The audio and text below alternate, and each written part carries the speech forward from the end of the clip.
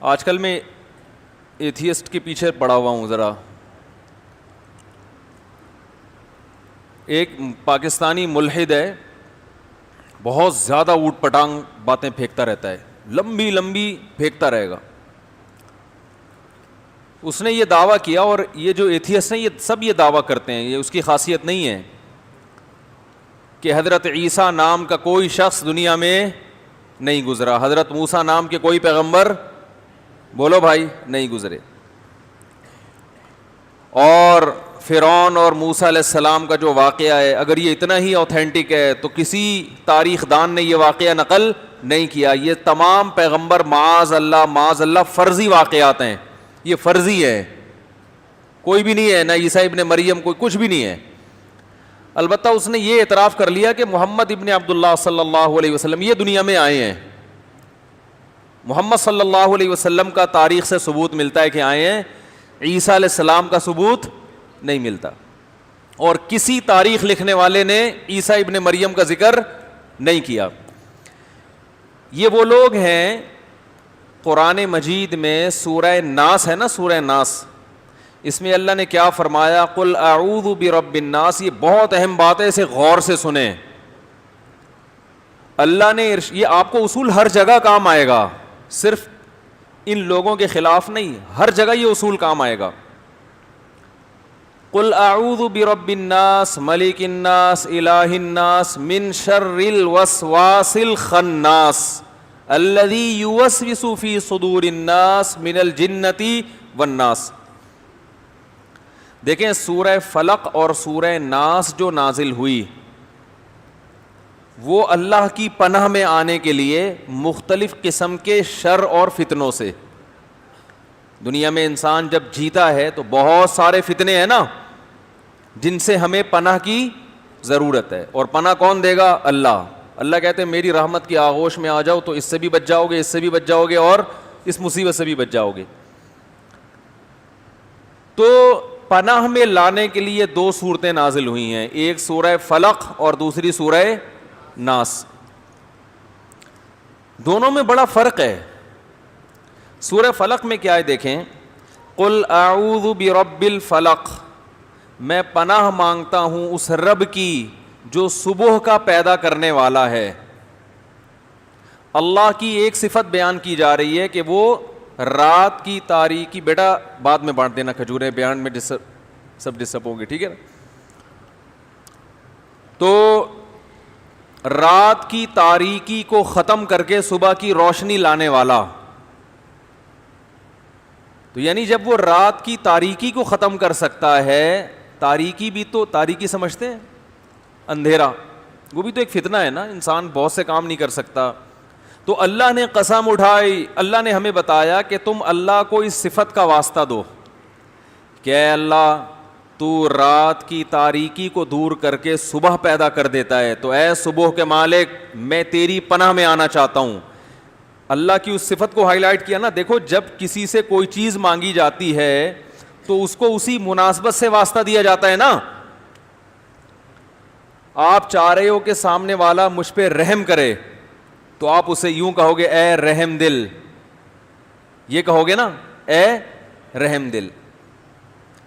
بھیک مانگنی ہے, اے سخی انسان, اگر آپ اسے یوں کہو کہ اے کنجوس آدمی تو وہ تو نہیں دے گا. تو اللہ نے ہمیں اپنے آپ سے مانگنے کا سلیقہ بتایا ہے کہ جس چیز سے پناہ مانگنا چاہتے ہو نا تو اللہ کو اسی کی مناسبت سے اس صفت کا واسطہ دیا کرو. یہ اللہ نے ہی سکھایا ہمیں, اللہ ہی سکھاتا ہے. آدم علیہ السلام جب جنت سے نکلے پریشان, میں اللہ سے دعا کیسے مانگوں, اللہ نے ہی سکھائی کہ ایسے مانگو. تو قل اعوذ برب الفلق, اے اللہ میں صبح کے رب کی پناہ میں آتا ہوں. یوں دعا مانگو, اللہ نے ہمیں قل کہہ دو میں پناہ مانگتا ہوں صبح کے رب کی.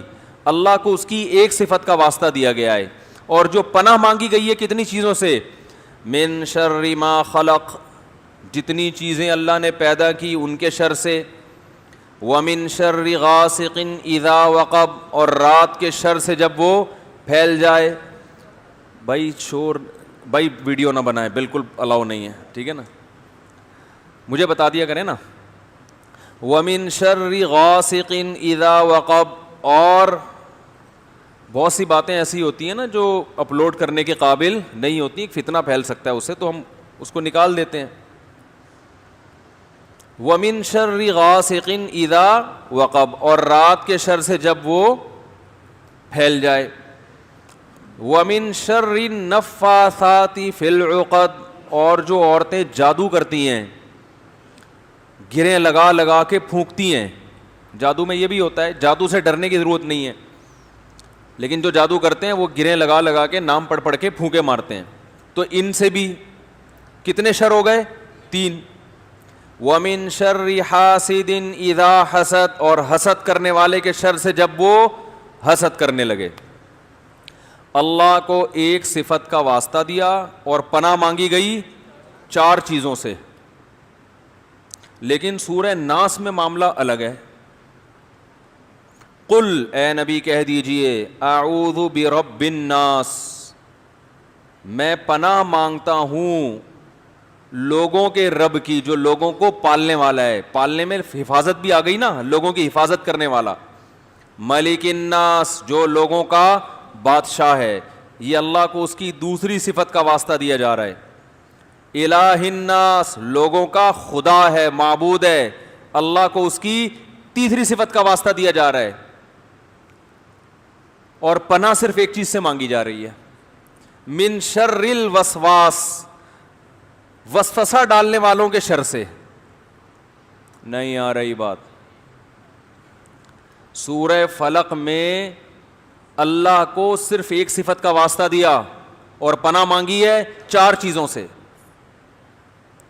یعنی اس میں یہ بتا دیا کہ جن 4 چیزوں سے پناہ مانگ رہے ہو یہ اتنی خطرناک نہیں ہے, بس اللہ کو ایک صفت کا واسطہ بھی دو گے تو دعا قبول ہو جائے گی. ان سے پناہ میں لانا کوئی اتنا مشکل کام نہیں ہے, اور یہ بہت زیادہ خطرناک چیزیں نہیں ہیں. ارے تھوڑے پیسے مانگنے ہوں تو ایک آدھ واسطہ دیا جاتا ہے بس رشتہ داری کا, یار آپ مجھے 100 روپے دے دو, آپ میرے ماموں بھی ہو, اور آپ بس اتنا کافی ہے کہ ماموں 100 روپے دے. اب میرے بھانجے بیٹھے ہیں کہ ماموں کے 100 روپے نہ مانگ لیں. یا ابو, بس ابو کو ابا ہونے کا واسطہ دیا جائے گا نا. ماں سے پیسے مانگ رہے ہو, امی کے کیوں دوں, آپ میری ماں ہو, اتنا تو حق بنتا ہے نا. آج کل بچے ماں باپ کو سمجھا رہے ہوتے ہیں کہ آپ میرے ابو ہیں, آپ میری امی ہیں, اتنا تو حق بنتا ہے نا کہ ابھی کبھار 100 روپے دے دیا کریں. تو ایک صفت کا واسطہ دیں گے نا. لیکن اگر یہ 1 کروڑ روپے قرضہ چاہیے, پھر سے اتنا کافی نہیں ہے, آپ میرے ابا ہیں, اتنا کافی نہیں ہے, بہت بڑی چیز مانگ رہے ہو بھائی. اس کے لیے دیکھیں آپ میرے والد بھی ہیں, اور اللہ کا دیا آپ کے پاس پیسہ بھی بہت ہے, پیسے والے بھی ہیں, اور آپ میرا خیال بھی کرتے ہیں, اور میں آپ کا لاڈلا بھی ہوں. تو جتنے واسطے دے سکیں گے آپ دیں گے. ابا کے اندر جتنی کوالٹیز ہوں گی سب کو ہائی لائٹ کریں گے, کیونکہ جو چیز مانگی جا رہی ہے وہ تھوڑی نہیں ہے. سورہ فلق میں اللہ نے بتا دیا کہ مجھے میری ایک صفت کا واسطہ دو, 4 چیزیں مانگ لو.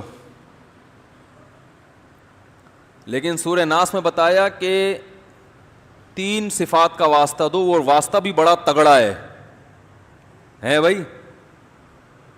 اللہ لوگوں کا معبود, لوگوں کا, لوگ میں تو ہم بھی داخل ہیں نا, لوگوں کا معبود, لوگوں کا مالک, لوگوں کا پالنے والا. یعنی صفات بھی تگڑی اور ان کی تعداد بھی زیادہ, اور پناہ صرف ایک چیز سے مانگی جا رہی ہے, وسوسہ ڈالنے والوں کے شر سے.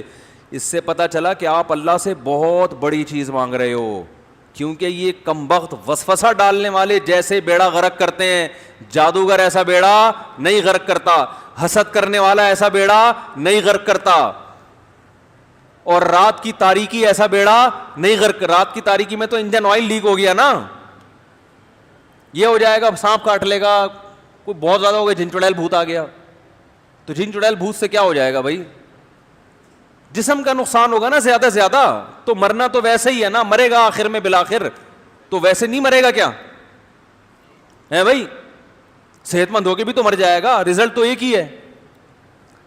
لیکن جو وسوسے ڈالنے والے لوگ ہیں نا, یہ آپ کے ایمان پہ ڈاکہ ڈالتے ہیں, آپ کا بیڑا غرق کر دیتے ہیں, آپ کا سکون برباد کر دیتے ہیں.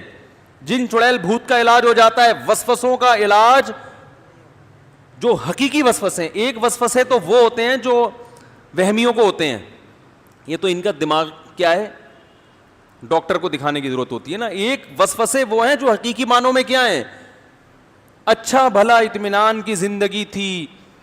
ایسی چیزیں جو 2 اور 2 4 کی طرح ثابت ہو چکی ہیں، ان میں کنفیوژن پیدا کر دینا. یعنی آپ کو سورج نظر آ رہا ہے کہ بھائی سورج ہے، دوپہر کے 12 بج رہے ہیں، لنچ کا ٹائم ہو چکا ہے. ایک بندہ آ کے تقریر کرتا ہے یہ سورج نہیں ہے، اور الٹی سیدھی بحث کرتے کرتے آپ کو کیا کر دے گا، وہ کنفیوز کر دے گا. آپ کو شک ہو جائے گا یار یا تو میں اندھا ہو گیا ہوں یا کیا مسئلہ ہے. پھر 2 4 اور اس کے ساتھ مل گئے تو اب آپ اتنے کنفیوز ہو جاؤ گے کہ آپ کہو گے یار وہ جو دن کے 12 کی ڈیفینیشن کیا ہے اور رات کے 12 کی آپ کے پورا شیڈول آؤٹ ہو جائے گا نا. تھوڑے دنوں میں آپ دماغی توازن کھو بیٹھو گے.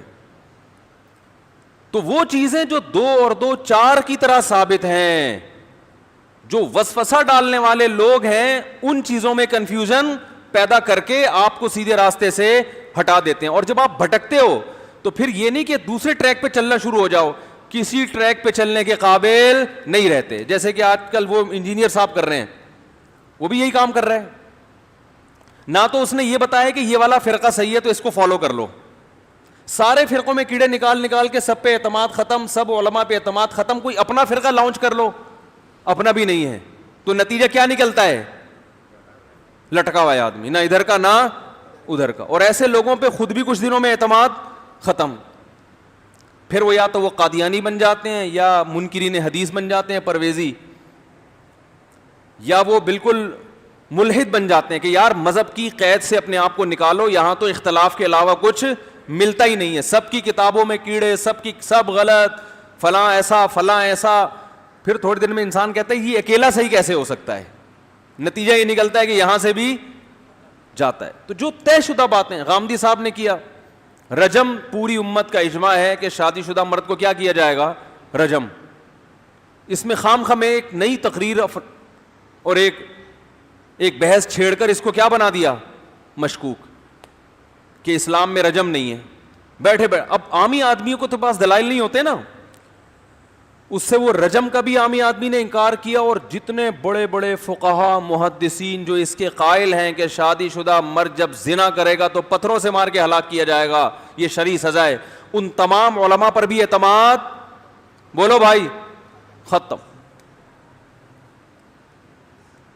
منکرین حدیث کیا کرتے ہیں، ایسی ایسی باتیں نکال کے لاتے ہیں کہ آپ کا حدیث پر سے اعتماد ختم. لیبل لگاتے ہیں ہم صرف قرآن کو فالو کرتے ہیں، لیکن انجام یہ ہوتا ہے کہ آپ کا قرآن پر سے بھی اعتماد ختم. لیبل اچھے ہوتے ہیں. تو یاد رکھو وسوسہ وہ شخص نہیں ڈالتا جو کھلا دشمن ہو، وسوسہ اکثر وہ ڈالتا ہے جو دوست بن کے، خیر خواہ بن کے آپ کو ورغلاتا ہے، جو خیر خواہ بن کے آپ کو کہتا ہے میں آپ کو صحیح گائیڈ کر رہا ہوں، حالانکہ وہ کیا کر رہا ہوتا ہے، غلط گائیڈ.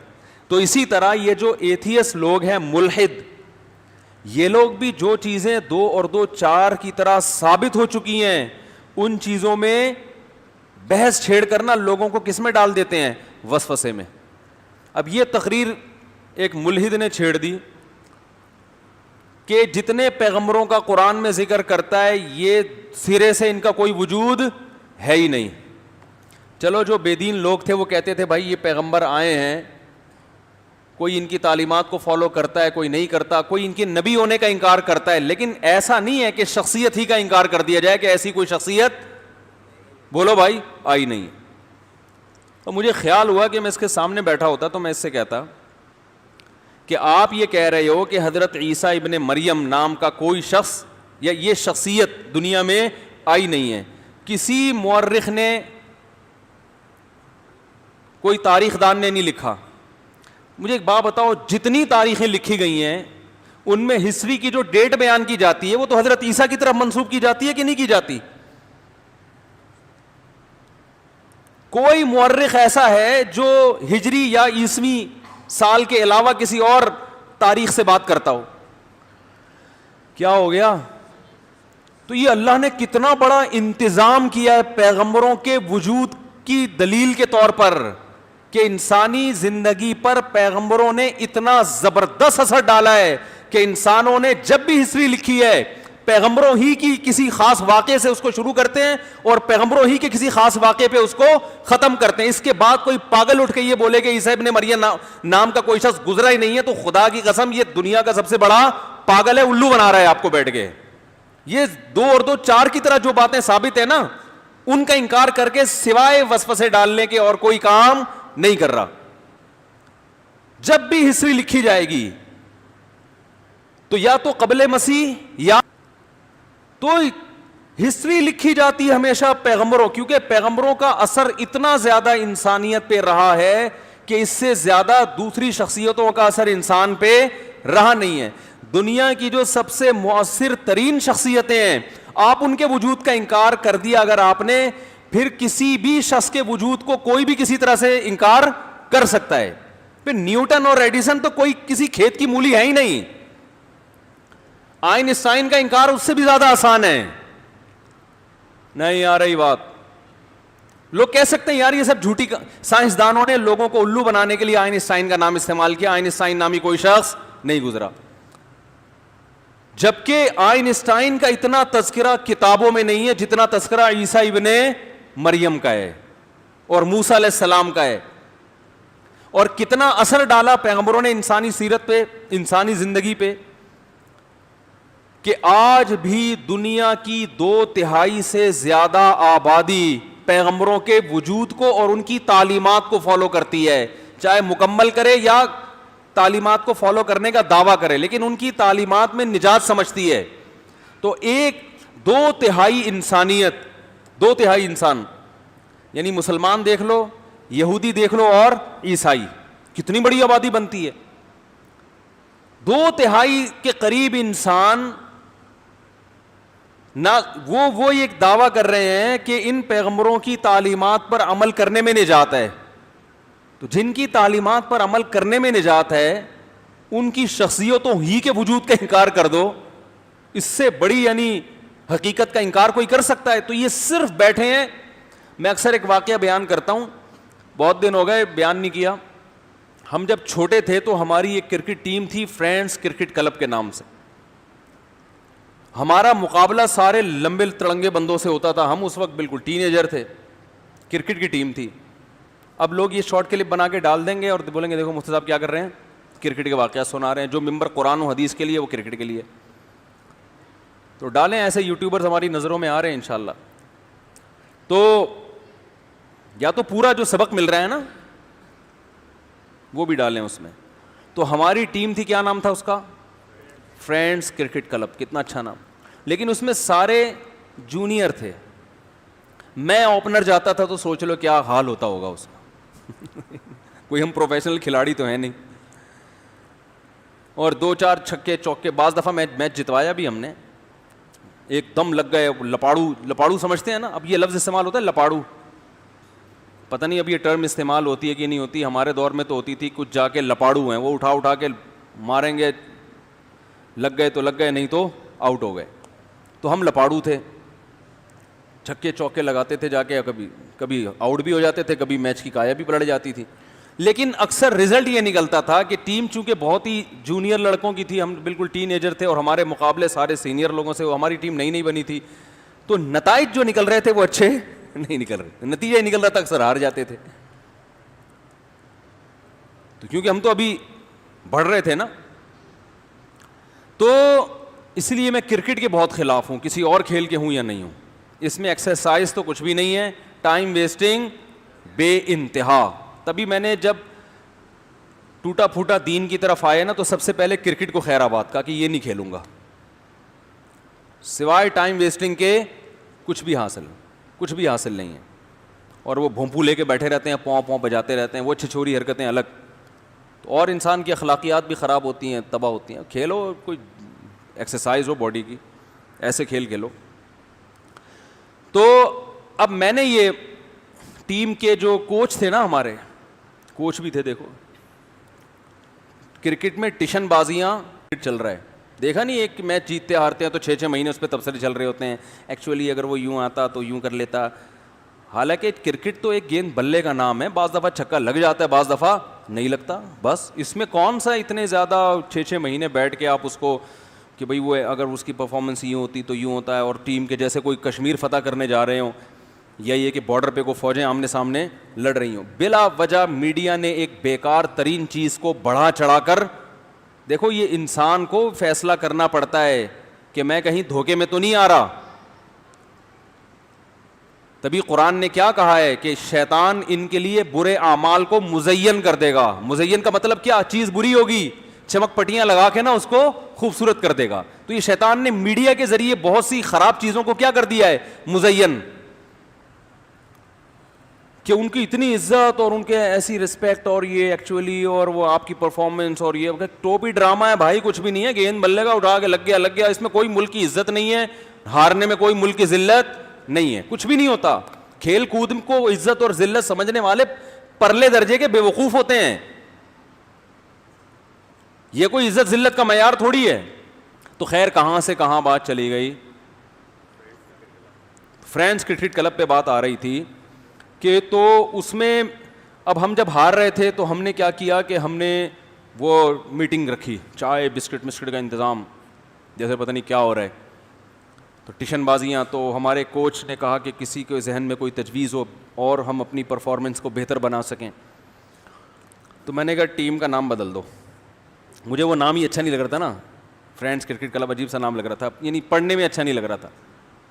تو انہوں نے کہا کیا نام رکھے؟ میں نے کہا ابھی میرے ذہن میں کوئی نام تو ہے نہیں. انہوں نے کہا پھر انگلی نہیں توڑو.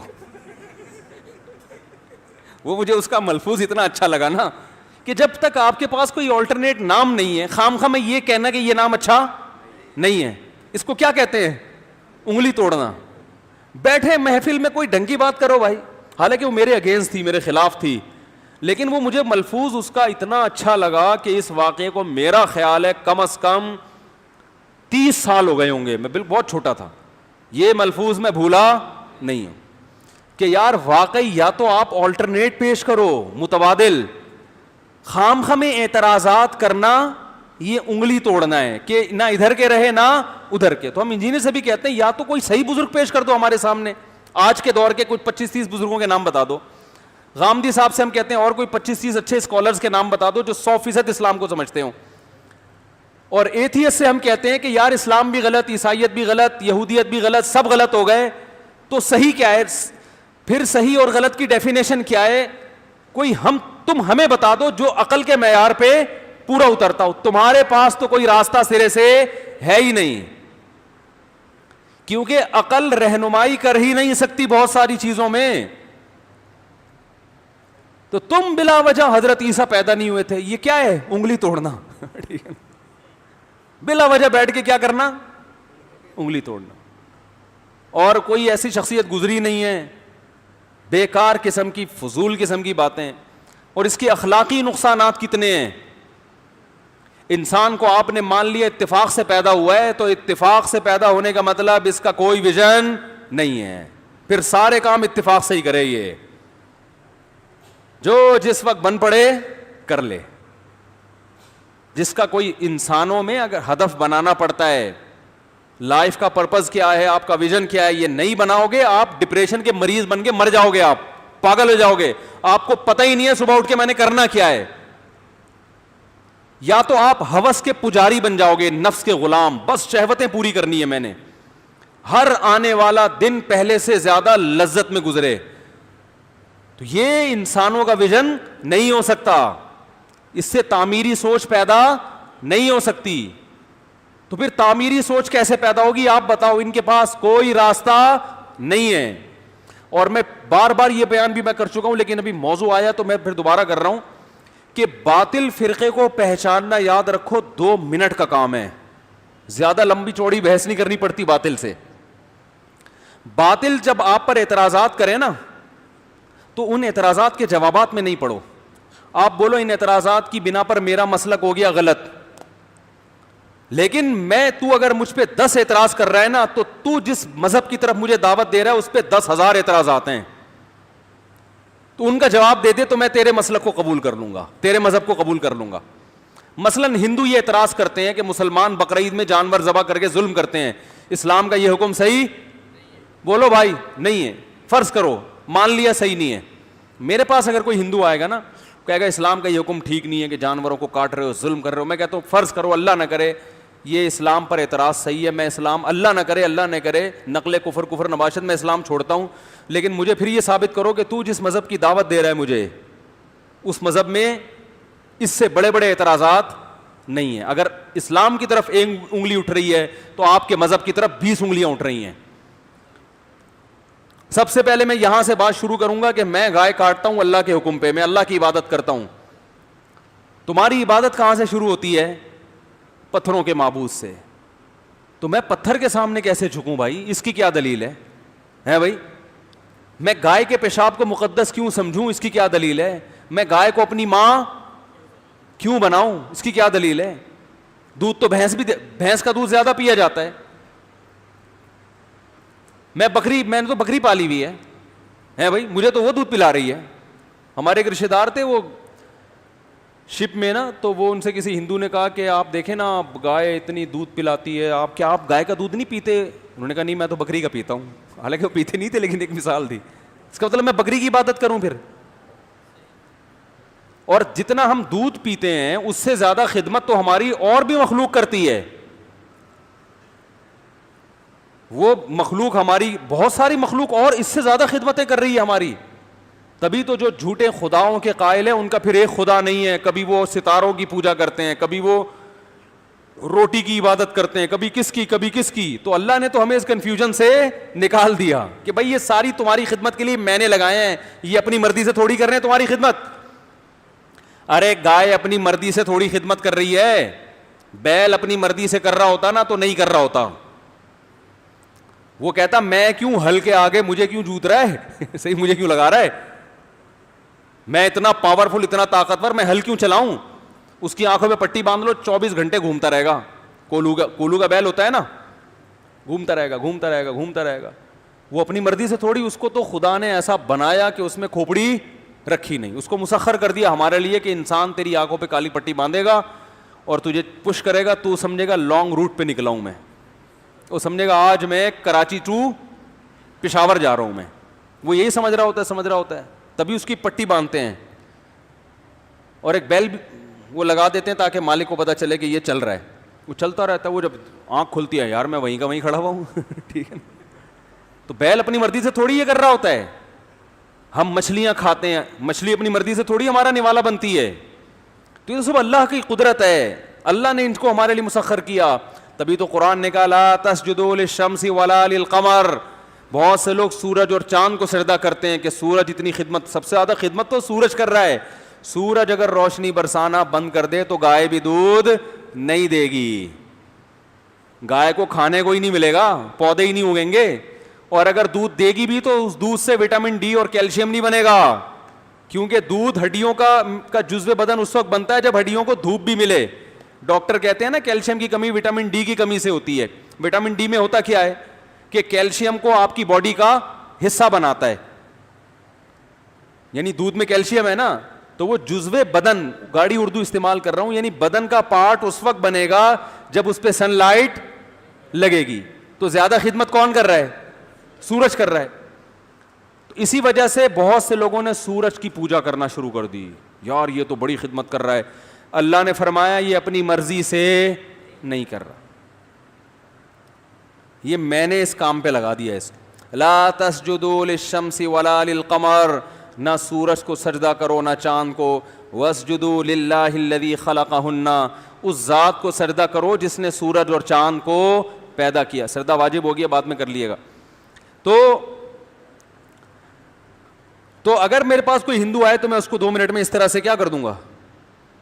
ٹہلا دوں گا. بھائی میں اسلام کو چھوڑ کر کوئی مجھے دوسرا راستہ تو بتا. اور اگر تو دوسرا راستہ بھی نہیں بتا رہا اور اسلام پہ بھی اعتراضات کر رہا ہے, تو وہی کام ہے کہ فرینڈس کرکٹ کلب کا نام کیا ہو جانا چاہیے, چینج ہو جائے. کیا ہونا چاہیے وہ نہیں پتا, بس سب کو کنفیوژن میں ڈالا, پتلی گلی سے نکل لی. اس کو کیا کہتے ہیں؟